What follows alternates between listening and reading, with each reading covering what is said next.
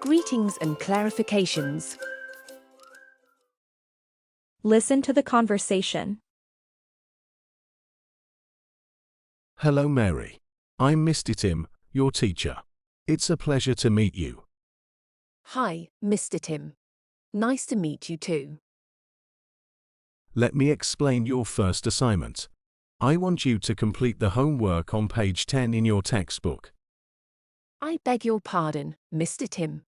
Could you repeat that, please? Of course, Mary. No problem at all. I said you should do the homework on page 10 in your textbook. Thank you, Mr. Tim. I appreciate it. Is there anything specific I should focus on? You're welcome, Mary.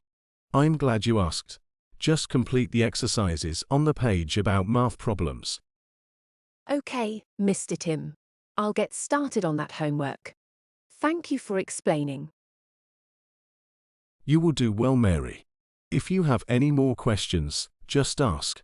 See you in class tomorrow. Thanks, Mr. Tim. See you later.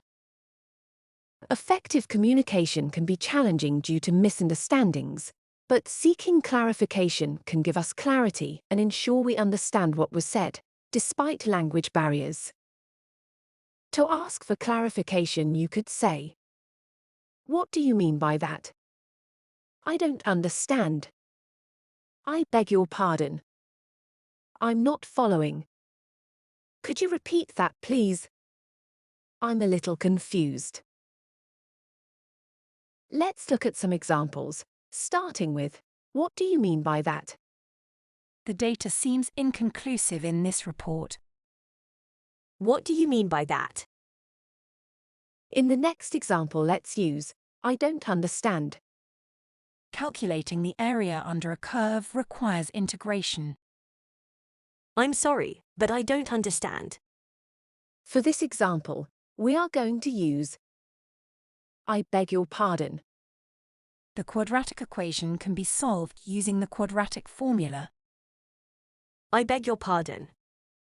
For this example, we are going to use, "I'm not following."